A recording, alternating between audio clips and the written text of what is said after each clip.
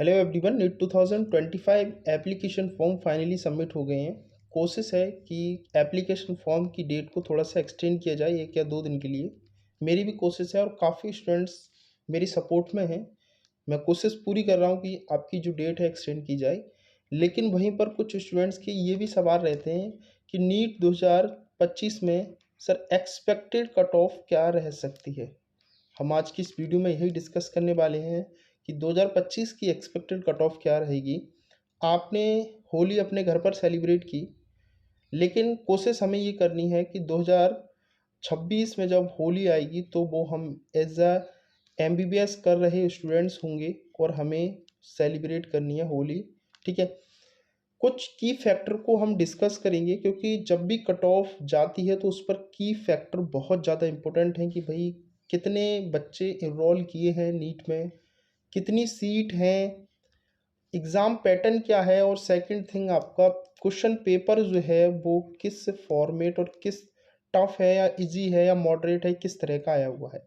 इन सभी बारे में हम डिस्कस करेंगे और बताएंगे आपको कि क्या कट ऑफ रह सकती है। ठीक है, अभी आपके पास 40 से 45 दिन का समय बचा हुआ है नीट का एग्ज़ाम होने में, राइट। तो वो एग्ज़ाम जब होगा तो आपको पता होना चाहिए कि भाई ये टारगेट हमको लेकर चलना है। ठीक है, तो चलिएगा स्टार्ट करते हैं वीडियो। और पहली बार चैनल पर विजिट कर रहे हो तो चैनल को सब्सक्राइब कर लीजिएगा। नीट की प्रॉपर अपडेट्स आपको यूट्यूब चैनल पर मिलती रहेगी।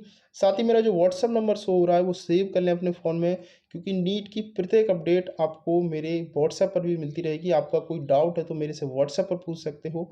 साथ ही पेड काउंसलिंग जो होगी वो पेड काउंसलिंग भी आप मेरी लास्ट में आपको बता दूंगा। साथ ही पेड काउंसलिंग बहुत ही नॉमिनल फीस में आपको पेड काउंसलिंग कराता हूँ। ठीक है, केवल 1999 1,999 रुपये में। ठीक है, पूरी गवर्नमेंट प्राइवेट, बाकी डिस्कस हम आगे करेंगे। ठीक है, टेलीग्राम को ज्वाइन कर लें, लिंक आपको डिस्क्रिप्शन में मिलेगी। सबसे पहले हम बात करते हैं नीट की कट ऑफ के लिए की फैक्टर पर। देखो, आपको पता होगा कि नीट 2025 में एप्लीकेशन फॉर्म जो है वो लास्ट ईयर के अकॉर्डिंग कम फिल हुए हैं। अप्रॉक्सीमेट करीबन 23 लाख एप्लीकेशन फॉर्म फिल हुआ है। ठीक है, 23 लाख फॉर्म फिल हुआ है, मतलब लास्ट ईयर से कम है एप्लीकेशन फॉर्म। दूसरा, यहाँ पर नीट 2025 में 24 के अकॉर्डिंग जो सीट है वो भी इंक्रीज होने वाली है। ठीक है, सीट भी आपकी एमबीबीएस गवर्नमेंट प्राइवेट दोनों की इंक्रीज होगी। और आपको एक बहुत ही मेजर फैक्टर यहाँ देखने को मिलेगा। एक बहुत ही मेजर फैक्टर यहाँ पर आपको देखने को मिलेगा। वो फैक्टर है, एनटीए ने इस बार नीट के क्वेश्चन पेपर से सेक्शन बी को रिमूव कर दिया है। पहले आपको सेक्शन बी मिलता था, वहाँ पर कुछ ऑप्शन लाइक 15 क्वेश्चन होते थे, उसमें से 10 करने होते थे कि भाई आपको 5 क्वेश्चन का रिलैक्सेशन और उनमें से आपको जो आता है वो कर दीजिए। तो इस बार सेक्शन बी को रिमूव कर दिया। ये बहुत बड़ा मेजर चेंजेस आपको इस बार देखने को मिलेगा। ठीक है, दूसरा यहाँ पर हम बात करेंगे कि क्वेश्चन पेपर, आपको पता है कि एनटीए थोड़ा सा प्रोसेस और थोड़ा सा ये जरूर सोचेगा कि भाई क्वेश्चन पेपर को थोड़ा सा लेंथी और टफ बनाया जाए। हालांकि सभी क्वेश्चन टफ और सभी क्वेश्चन लेंथी नहीं होते। मान लो 50 क्वेश्चन होते तो 50 क्वेश्चन में 5 क्वेश्चन से लेकर के 10 क्वेश्चन ऐसे एनटीए डाल देता है, या कोई भी एग्जाम बोर्ड अथॉरिटी होती है वो डाल देती है।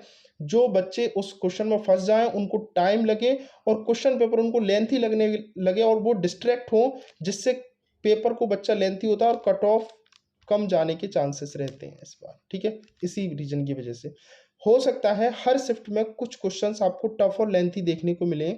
ठीक है, और लास्ट ईयर आपको पता है कितना बवाल हुआ था। 720 में से 720 वाले बहुत ऐसे स्टूडेंट्स थे जिनके आए थे, तो कोर्ट में भी और बहुत स्टूडेंट्स ने भी बवाल किया था, बहुत स्टूडेंट्स ने धरना भी दिया था, एनटी पर ब्लेम भी किया था। तो इस बार एनटी कोशिश करेगा ये सब ना हो, बाकी ये वेरी करेगा। ठीक है, लेंथी कितना रहता है, इजी कितना रहता है, वो डिपेंड करेगा बाद में। ठीक है, तो देखिए, अगर हम कट ऑफ की बात करते हैं तो मैं कट ऑफ आपको कंपैरिजन करूंगा लास्ट ईयर की हिस्ट्री वैकेंसी राउंड में क्या कट ऑफ गई थी। ठीक है, क्योंकि देखो फर्स्ट राउंड, सेकंड राउंड और आपका थर्ड राउंड, उसके बाद हिस्ट्री वैकेंसी राउंड होता है। लास्ट तक अगर आपके जितने मार्क्स आते हैं 2025 में, उसके अकॉर्डिंग हम डिस्कस करेंगे कि लास्ट ईयर के अकॉर्डिंग जो हिस्ट्री वैकेंसी राउंड में जितनी कट ऑफ गई थी वहाँ तक आप अगर ले आते तो आपको लास्ट तक कोई ना कोई गवर्नमेंट सीट मिल सकती है। फिलहाल हम स्टेट की बात नहीं कर रहे हैं, हम कर रहे हैं ऑल इंडिया कोटा 15% MBBS के लिए, गवर्नमेंट जो ऑल इंडिया 15% सीट होती है उन पर, ठीक है। यहाँ पर आप अगर देखो लास्ट ईयर यूआर कैटेगरी का 2024 में स्टे वैकेंसी राउंड में 652 मार्क्स पर आपको सीट अलॉट हुआ था, ठीक है, 2024 में, जिन बच्चों के जनरल कैटेगरी में 652 है। तो देखो इस साल कुछ हमने की फैक्टर जाने रजिस्ट्रेशन वगैरह, तो यहाँ पर आप 625 मार्क्स मान के चल सकते हो कि अगर आपके 625 आते हैं 2025 में, तो आपको सीट मिल सकती है गवर्नमेंट लास्ट राउंड तक। मैं फर्स्ट राउंड की बात नहीं कर रहा, मैं लास्ट राउंड की बात कर रहा हूँ, स्टे वैकेंसी राउंड की।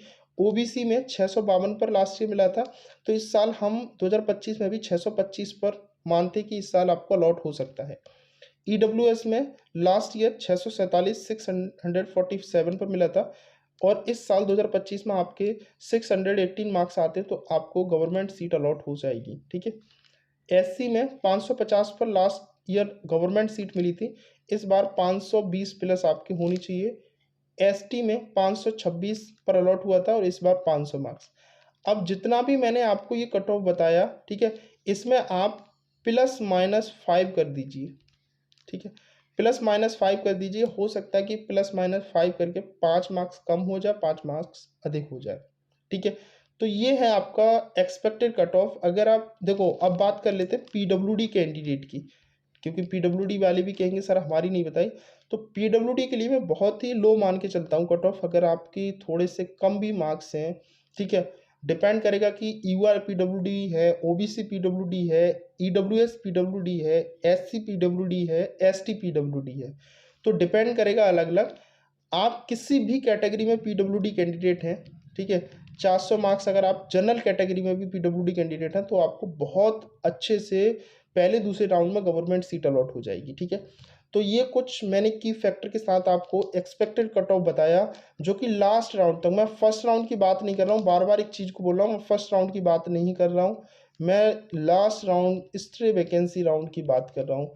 स्ट्रे वैकेंसी राउंड आपका जो होता है उसकी बात कर रहा हूँ ना। आप बाद में ब्लेम करें, कमेंट करें कि अरे सर आप फर्स्ट राउंड में इतना लो पर कैसे मिल जाएगा। बिल्कुल फर्स्ट राउंड की बात नहीं कर रहा हूँ, एक्सपेक्टेड है कि लास्ट राउंड तक आपको इतना अलॉट हो जाए, ठीक है।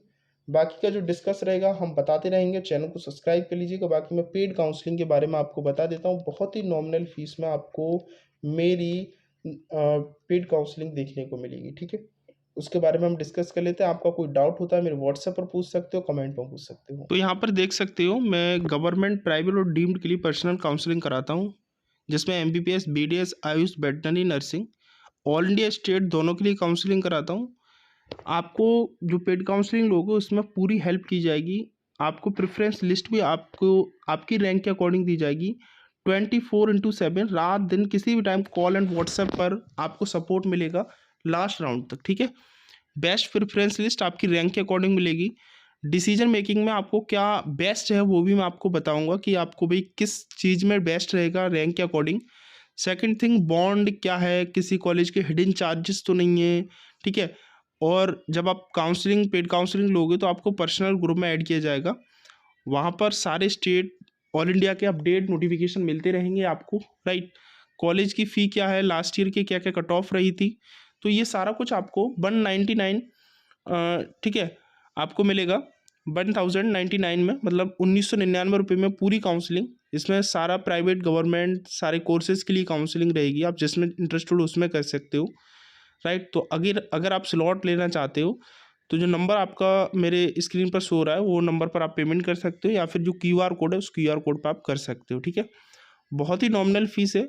मैं उन्हीं कैंडिडेट को लेता हूँ जो कैंडिडेट वास्तव में सीरियस है। और सेकंड थिंग, मैं इतने कैंडिडेट को लेता हूँ जितने कैंडिडेट को मैं कवर कर पाऊँ। भाई मैं भीड़ इकट्ठी नहीं करना चाहता अपने पास, और ना मैं करता हूँ। लास्ट 5 ईयर से काउंसलिंग करा रहा हूँ, मेरा यही रूट रहा है कि मैं भीड़ इकट्ठी नहीं करता बिल्कुल भी, ठीक है। तो फटाफट से आप स्लॉट बुक कर सकते हो जो भी कैंडिडेट काउंसलिंग में पार्टिसिपेट करना चाहता है।